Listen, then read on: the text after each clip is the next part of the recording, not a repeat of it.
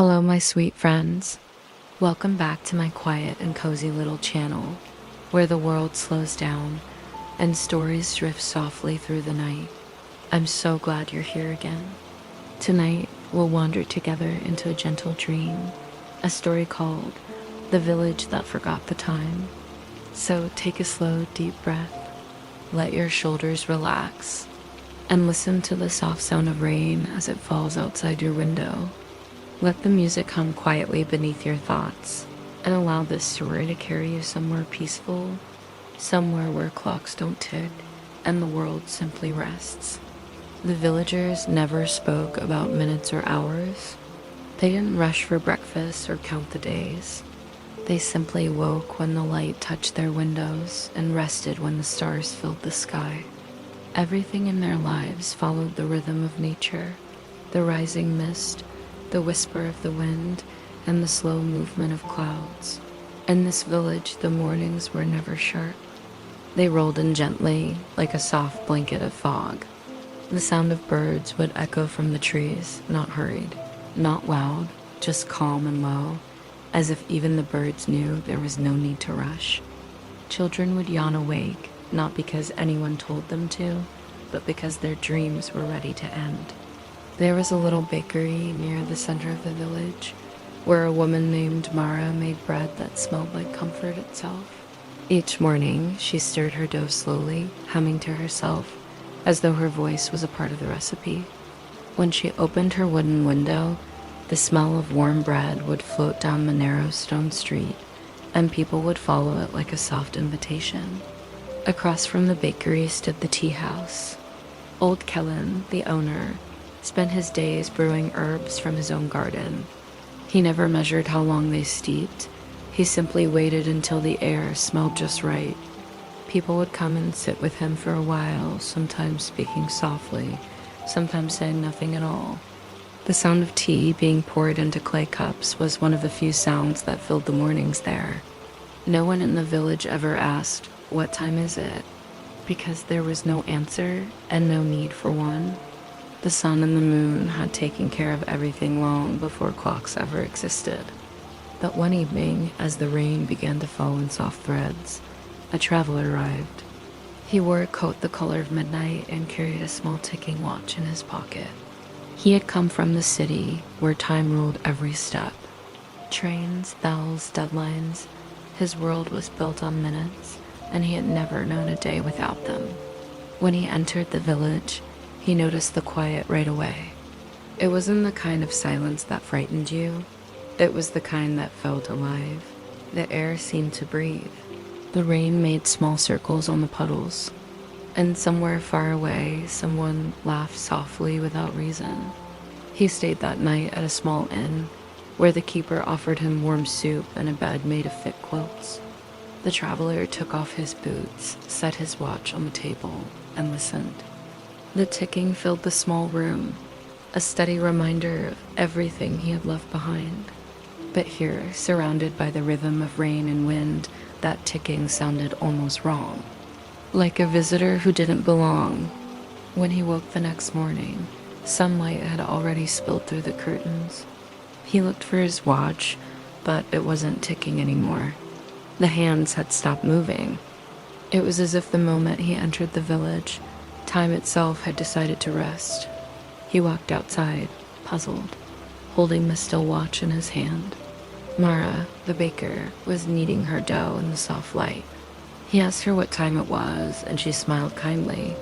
"Time?" she said, brushing flour from her hands. "Oh, we don't really have that here," the traveler frowned. "How do you know when to open the bakery?" Mara laughed, her eyes full of warmth. "When the light feels ready," she said. "When the world wakes up a little." He looked around and saw others moving just as calmly. A man tending to his garden, a child picking flowers, two old friends walking by the riverbank. There was no rush, no plans, no hurry to reach anywhere. The day itself seemed to stretch like soft fabric without edges. That evening, the traveler sat by the window of his room, watching the rain again. He opened his watch, hoping it might start ticking, but it remained still. And for the first time in his life, that didn't make him anxious. It made him curious. He began to notice things he had never seen before. The way the raindrops danced before touching the ground, the way the firelight moved across the wooden walls, the distant hum of crickets that rose and fell like breathing. Everything around him was moving, just not measured. And somehow it all moved perfectly. When he went downstairs, the innkeeper offered him a cup of warm milk with honey. "You look calmer," she said gently. The traveler smiled faintly. "I think your village has stolen the time from my watch." The woman chuckled softly. "Maybe your watch just needed to rest. Time gets tired too, you know." The traveler thought about that all night. He placed his watch beside him on the pillow like an old friend and listened to the rain tapping on the roof. The sound lulled him into a sleep deeper than he'd known in years. By morning, he couldn't tell how long he had slept. But when he woke, he felt lighter, as if a piece of his mind had been untangled. He stepped outside to the soft glow of sunrise, and for the first time in a very long while, he didn't check his watch. The rain had stopped sometime during the night, leaving behind the faint smell of wet earth and blooming jasmine. When the traveler opened his eyes, the first light of morning was brushing the curtains, painting soft golden lines across the wooden floor. For a moment, he didn't move. He just listened. There was no ticking, no footsteps, no sound of engines or bells. Only the quiet hum of life waking up slowly. A rooster somewhere in the distance, a door creaking open, a kettle singing its sleepy tune. He sat up and smiled faintly. His body felt heavy with rust, but his mind, oh, it was calm in a way he hadn't known for years. He reached for his pocket watch again, and of course it was still frozen, the little hands pointing to a time that no longer mattered. He laughed softly. "Well," he whispered to himself, "maybe that's how it's meant to be here." When he stepped outside, the air was cool and clear. Sunlight danced on the puddles that dotted the cobblestone path. Mara, the baker, was already at her window, her hair wrapped in a scarf the color of cream. She waved to him with a flowery hand. "Good morning, traveler. You slept well, I hope?" He nodded. "I did. Better than I have in years." "That's what this place does," she said kindly. "It slows you down until your heart remembers how to breathe." He followed the gentle smell of bread, warm and sweet, mixing with the scent of rain-soaked leaves. A few children were chasing each other near the fountain, their laughter echoing softly like a melody. An old man sat nearby, feeding crumbs to a flock of sparrows. Everything moved so slowly, yet nothing felt still. It was as if the entire village existed in a long sigh, peaceful, endless, and light. The traveler wandered until he reached the far edge of the village, where the houses began to thin and the trees grew taller. There, under a wide oak tree, he saw a little bench carved from stone. A woman sat upon it, her hair silver and long, her shawl draped gently across her shoulders. Beside her was a basket of wildflowers, daisies, lavender, and small white blooms he couldn't name. She looked up as he approached and smiled, her eyes clear as morning dew. "You must be the stranger," she said softly. He nodded politely. "I suppose I am. They told me you brought a clock with you," she said, her voice calm and amused. The traveler chuckled and held up his still watch. "I did. But it doesn't seem to work anymore." The woman nodded, her fingers gently tracing the petals of a flower. "Nothing that measures time ever works here," she murmured. "Not since the daytime fell asleep." The traveler sat beside her, curious. "Fell asleep?" he asked, tilting his head. "Yes," she said, her voice almost like a whisper. "A long time ago, before most of us were born, the people here grew tired of chasing the hours. They say the clocks stopped one by one, in homes, in shops, even in the little bell tower near the river. And no one ever wound them again. They simply let time rest." The traveler smiled gently. "You make it sound like time is alive." The woman looked at him and nodded. Isn't it? We breathe it in, we live inside it, we spend it like coins. But sometimes I think time just wants to be quiet too. Her words lingered in the air like mist. The traveler didn't know how to reply. He looked around. The leaves were swaying softly, and the sunlight flickered through them like little drops of gold. No one hurried, no one waited. It felt like the entire world had forgotten how to count. Does no one ever leave? He asked finally. Oh, some do, she said with a thoughtful sigh. But when they return to the world outside, the ticking comes back, and they soon miss the silence. So they find their way here again. Once you've lived without time, it's hard to live with it. The traveler leaned back, letting the warmth of the sun wash over him. He could feel the truth of her words settle somewhere deep inside him. The rhythm of the world had always pushed him forward, but here it was teaching him to be still. The old woman turned her face to the sky. You see that oak? She asked, pointing to the great tree beside them. It's older than anyone here. They say it remembers everything. When the clock stopped, its leaves shimmered like silver for a whole night. The next morning, no one could remember what day it was, and no one tried to. The traveler smiled softly. That sounds like a beautiful legend. Maybe it is, she said, her eyes kind. Or maybe it's the truth. For a long while, they sat in silence together, listening to the gentle rustle of leaves and the faraway laughter of the children. The kind of silence that doesn't need to be filled. A silence that holds stories inside it. When the traveler stood to leave, the woman handed him a small flower from her basket. Keep this, she said. It blooms only in places where time stands still. He took it carefully, the petals trembling in his palm. Thank you, he said softly. For the story, she smiled, her eyes twinkling. The story isn't over yet. No story ever is, not when there's no time to end it.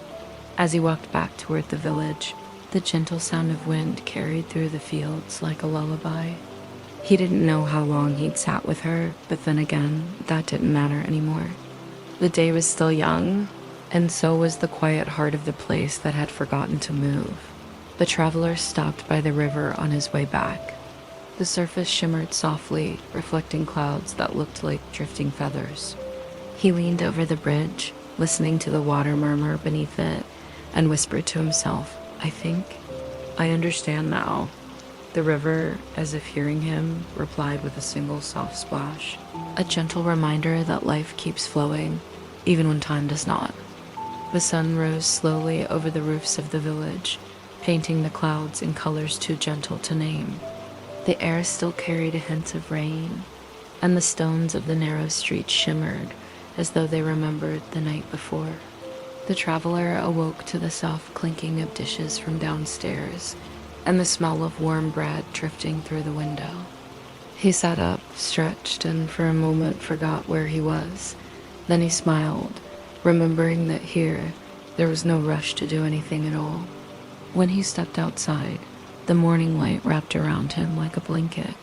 Birds fluttered lazily between the rooftops, and from the bakery, Mara waved with both hands. Come in, traveler, she called, her voice warm and cheerful. I saved you a loaf from the early batch. He crossed the street slowly, feeling the uneven stones beneath his feet, and as he entered, the scent of fresh bread seemed to hug him. Mara was dusting her counter with flour, her cheeks pink from the oven's heat.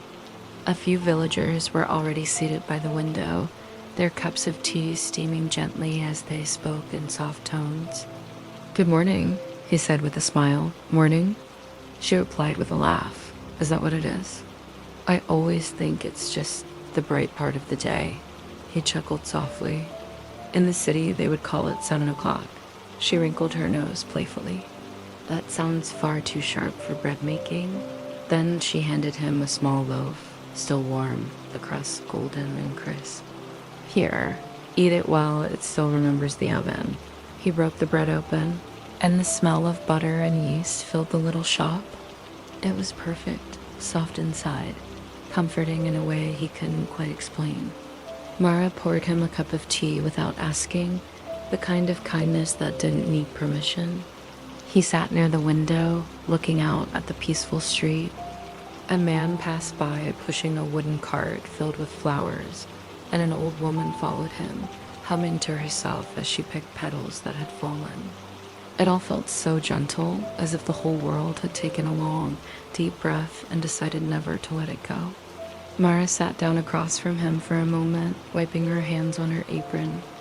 "So, have you made peace with your silent watch?" she asked, her tone teasing but kind. He nodded. "It seems I'm learning to live without it." "Good," she said softly. "Once you stop measuring time, you start feeling it instead." He took a sip of tea and thought about that. In the city, every hour had a purpose. Every minute had a cost. But here, the moments just existed, not as something to use, but as something to live inside. Later that day, he wandered toward the tea house. Kellen, the old man who ran it, was sitting by the doorway, his eyes half closed as he listened to the gentle rustle of the trees. The traveler greeted him and asked if he might join. "Of course," said Kellen, motioning to an empty chair. "The world is quieter when shared." The tea smelled of mint and lemon leaves. Kellen poured it slowly, watching the steam rise and twist like tiny ghosts of warmth. The traveler noticed there was no hourglass, no timer, nothing to measure how long it had brewed. "How do you know when it's ready?" he asked. Kellen smiled without opening his eyes. "The tea tells me," he said. "You just have to listen." They both chuckled softly. But when the traveler took a sip, it truly was perfect. Warm, soothing, alive with taste. He felt it move through him like comfort made into liquid form. "You're not from here," Kellen said after a while. "No," the traveler replied. "I came from the city." "Ah," Kellen murmured. "A place where people chase time like children chasing fireflies." The traveler nodded, smiling sadly. "Yes, and never catch it." "Here," Kellen said, stirring his cup. "We learned to stop chasing. And when we stopped, we realized time had been following us all along."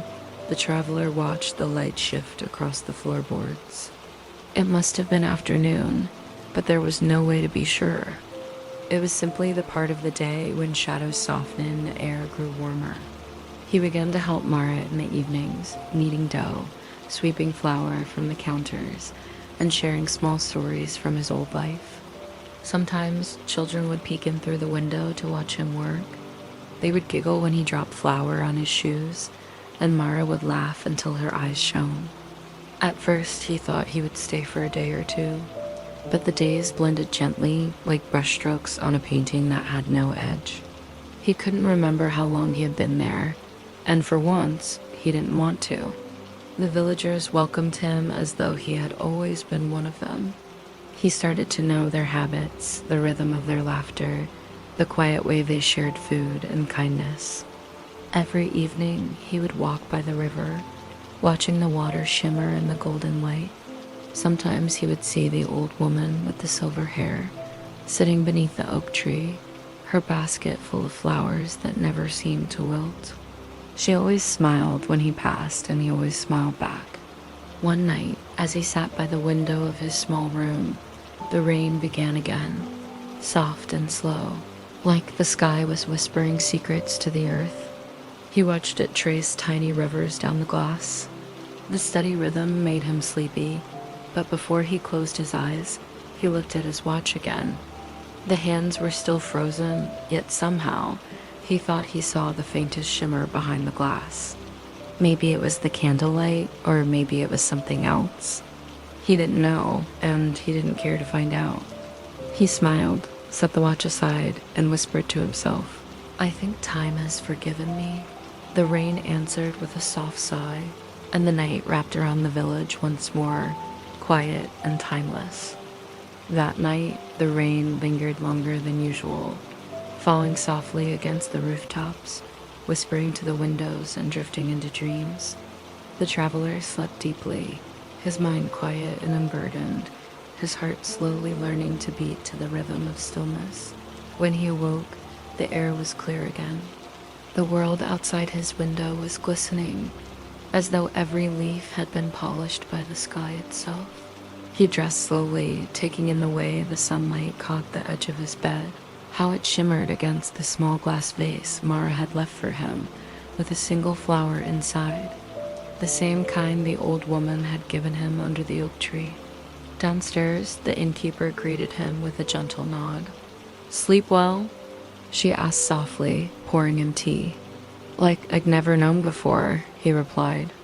"Good," she said, smiling. "The village must like you." He smiled too, unsure what she meant, but the warmth in her voice made him feel at home. Outside, he could hear the faint sound of laughter, children playing near the fountain again. The same children as before, their faces bright, their energy endless, yet something about them made him pause. They looked exactly the same as when he first saw them, as though not a day had passed. He pushed the thought aside for now. In a place where time didn't move, perhaps growing older had no meaning either. That afternoon, the traveler decided to visit the edge of the village again. He followed the small path that curved behind the gardens and wheat fields until the air grew cooler and the trees thicker. The river sang nearby and birds darted between branches in soft flashes of color. As he walked, he heard something faint, a sound that didn't belong to the river or the wind. It was music. A slow, wistful melody, like a lullaby played on an old stringed instrument. He followed it quietly, drawn by the way it seemed to move through the air like a memory. At last, he found the source, a small wooden cottage half hidden under ivy and moss. Smoke drifted lazily from the chimney, and the melody came from within. He hesitated, then knocked gently. "Come in," called a soft voice. Inside, the air was warm and filled with the scent of herb smoke. An old man sat by the window, his hair long and white, his hands resting on an instrument that looked like a cross between a harp and a violin. He smiled when he saw the traveler. "You must be the man from the world that still counts the hours," the old man said kindly. The traveler laughed softly. "I suppose I am." "Sit," the old man said. "You look like you've been carrying time on your shoulders. It's heavy, isn't it?" The traveler sat, and the old man began to play again. The melody filled the room, slow, fluid, and full of something that felt like remembering. It rose and fell like the sound of breath. "What song is that?" the traveler asked quietly. The old man looked out the window, smiling faintly. "It's called The Day the Clock Slept. It's a song we play when the rain comes, to remind us that even the sky needs rest." The traveler tilted his head. "Did you live here when time stopped?" The old man nodded. "I was a boy then. I remember the morning it happened. Every clock in the village stopped at once. No ticking, no ringing, no sound. At first, everyone was frightened. But then something strange happened. The air grew soft, the birds began to sing differently, and people started to smile again. The rush in their hearts. It just faded away." He plucked a slow note, letting it echo through the room. After that, no one tried to fix the clocks. We realized we didn't need them. The traveler listened, mesmerized. It was such a simple story, yet it felt like something sacred. "Did no one ever come from outside to change it?" he asked. "Oh, many have," the old man replied with a knowing look. "Merchants, wanderers, scholars. Some stayed, some left. But all of them forgot how long they had been here." The traveler smiled faintly. "I think I'm beginning to forget too." The old man chuckled softly. "Then the village has accepted you?" For a long moment they sat in silence, only the sound of rain dripping from the roof breaking the stillness. The traveler felt a strange peace, but also a quiet question forming inside him. If time never moved here, what happened to those who stayed forever? He looked again at the old man. "You seem the same as when I first saw you," he said carefully. The old man's eyes twinkled. "Perhaps I am. Or perhaps you've simply lost track." Outside, the wind shifted, and for a heartbeat, it seemed to carry the echo of ticking, a faint, distant sound like memory itself waking up. The traveler blinked and looked toward the door, but when he listened again, the sound was gone, swallowed by the whisper of leaves. Sometimes the old man said softly, "The world beyond remembers us, but we do not remember it." He set down his instrument and looked at the traveler with calm eyes. "Tell me, when you first arrived, what time was it?" The traveler thought, but his mind came up empty. He couldn't recall the moment the watch had stopped, nor the number it had shown. All he could remember was the feeling of arriving, the soft rain, the warm bread, the silence. "I don't remember," he said finally. The old man smiled. "Then you're one of us now." When the traveler left the cottage, the sky was turning golden. He followed the sound of the river back toward the heart of the village. Everything felt slightly different, familiar, yet touched by something unseen. He looked at the people, their faces calm, their eyes bright, and he realized they hadn't changed at all since the day he arrived. He stopped near the fountain, watching the children play once more, their laughter rising into the air like the melody of the old man's song. He smiled softly. For the first time, the idea of never leaving didn't seem strange at all.